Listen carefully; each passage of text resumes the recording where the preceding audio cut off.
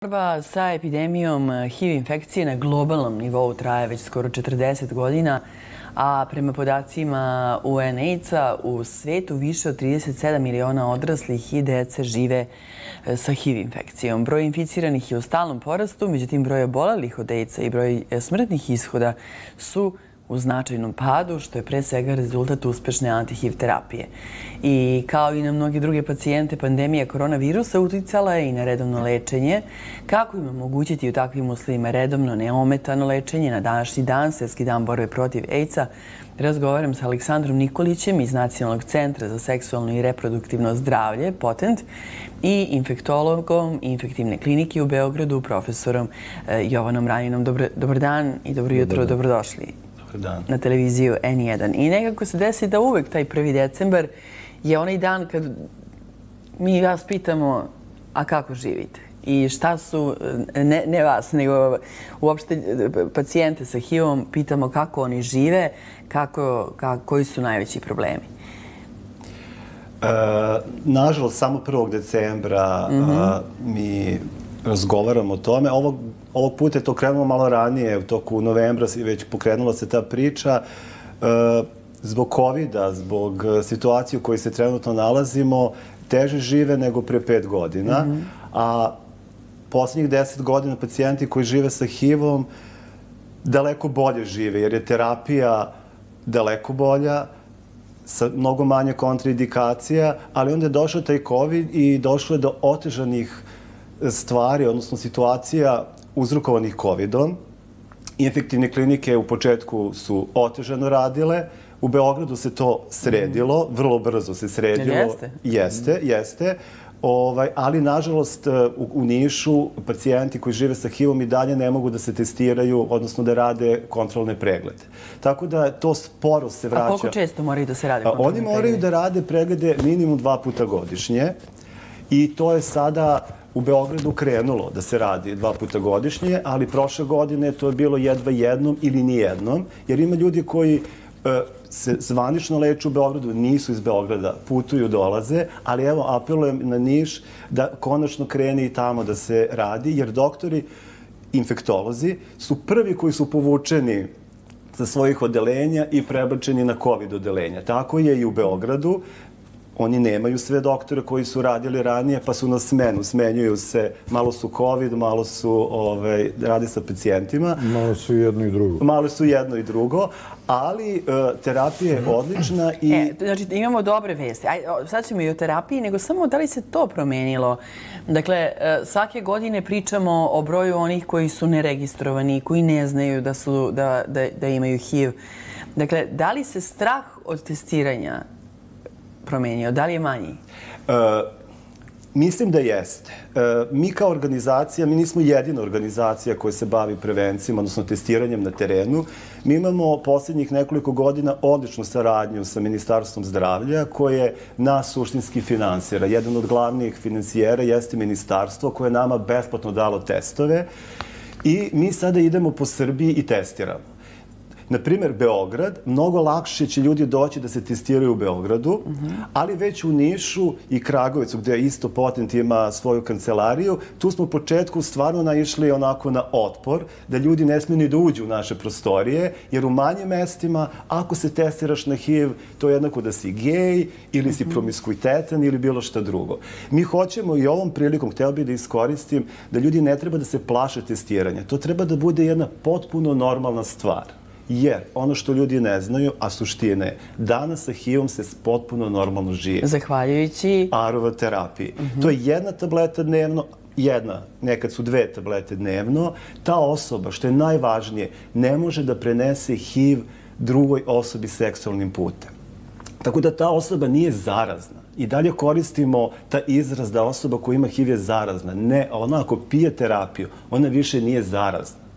Ali postoji još nešto. Postoji i način da se izvrši prevencija. Naravno, pored kondoma, koji je i dalje na prvom mestu, jer kondom štiti i od drugih polno prenosivih bolesti, na primjer sifilisa, gonoreje i drugih bolesti, postoji terapija U Srbiji postoji terapija, već jako dugo, već možda profesore 2. ili 3. godina kako Gilestro, odnosno PrEP postoji.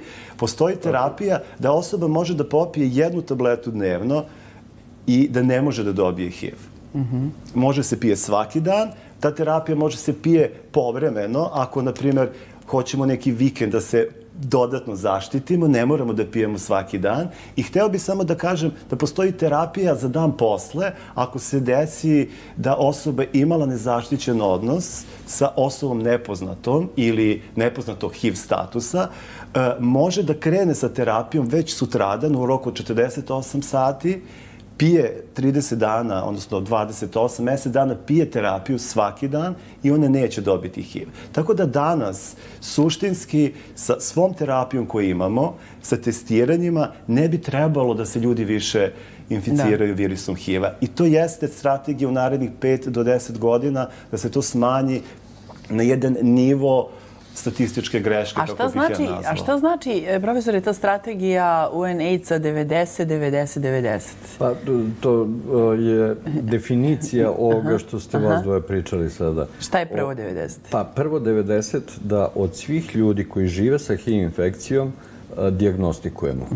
Svuda u svetu. To je UNAIDS-ova, znači Svetske zdravstvene organizacije, strategija koju primenjuju sve države na svetu. Tako i u Srbiji. Znači, da bi smanjili broj slučajeva i da bi zaustavili epidemiju, moramo prvo da dijagnostikujemo te osobe koje žive sa HIV infekcijom. I to je ovo što ste vi započeli, da li hoće, da li žele da znaju uopšte. A drugi 90? Drugi 90 je da od svih dijagnostikovanih nam niko ne pobegne. Odnosno da se ne izgubi, nego da ih lečimo. Dobro. Jer ovo što je Aleksandar rekao, jako je važno kada lečimo.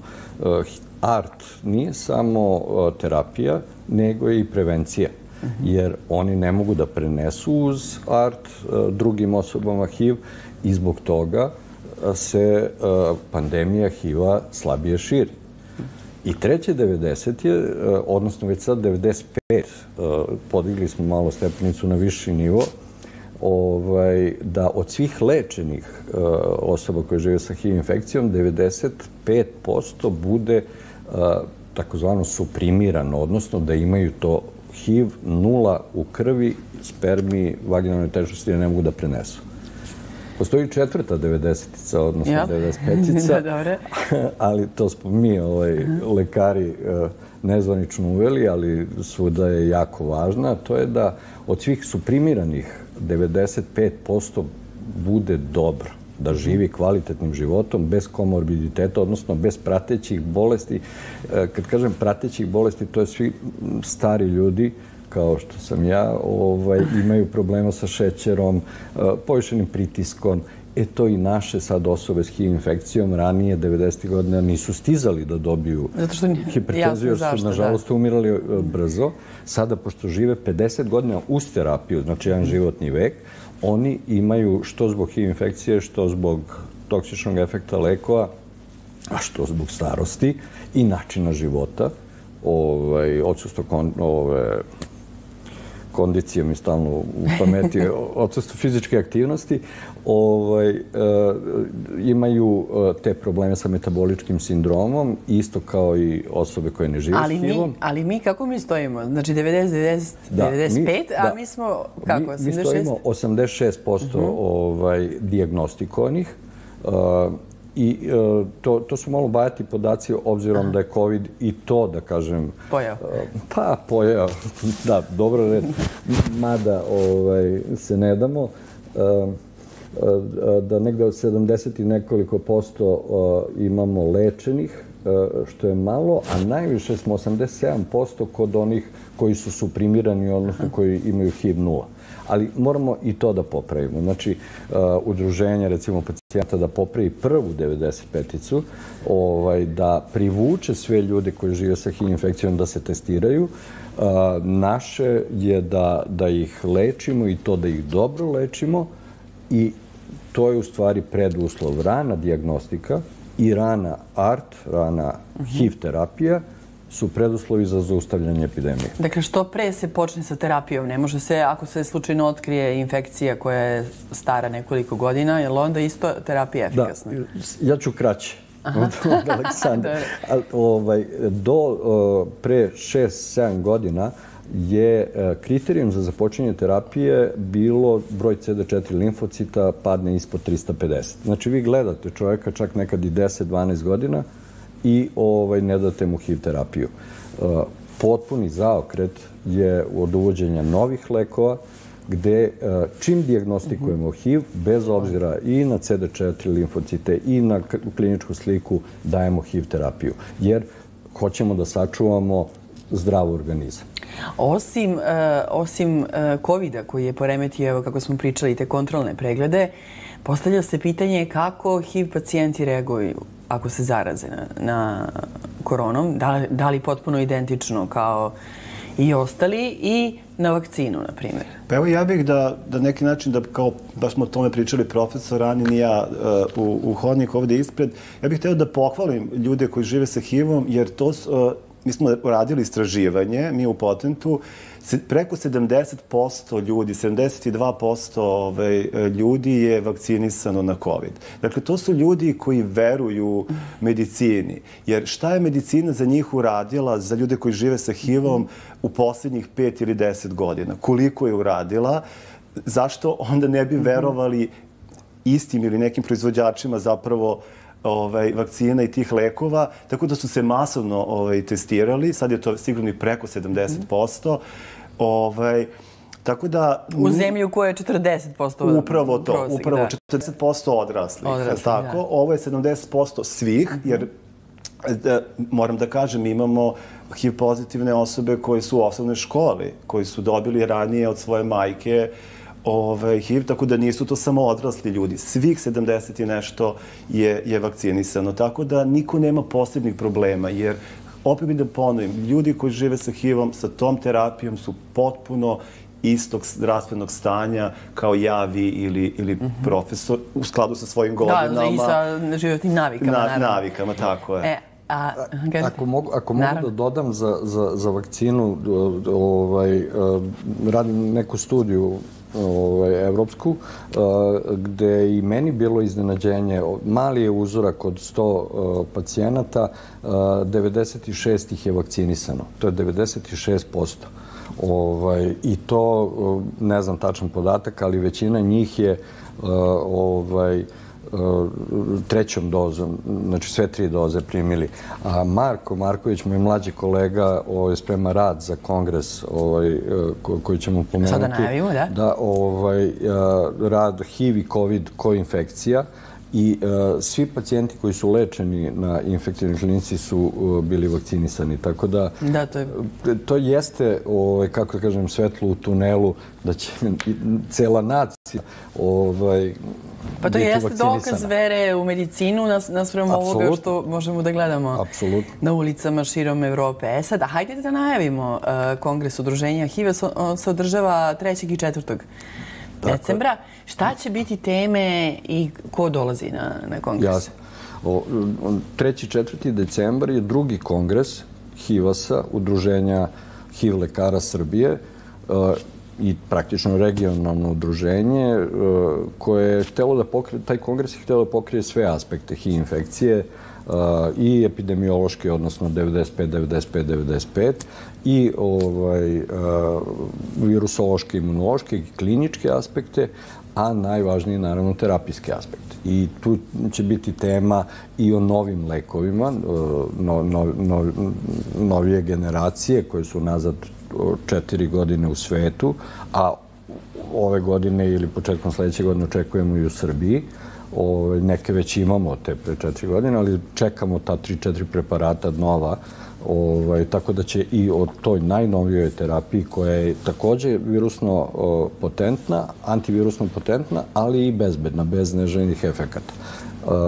Tako da to su nam nekako udarne teme i naravno prateći neželjeni efekti, ipak komorbiditeti, i o tome nam pričaju zvezde evropske, predsjednik Evropskog udruženja HIV lekara, Sandži, ljudi iz Nemačke, ljudi iz Britanije i svi regionalni centri i timovi, naš HIV tim u Beogradu na infektivnoj klinici i spoljni saradnici, jer hoćemo da bude multidisciplinarni pristup.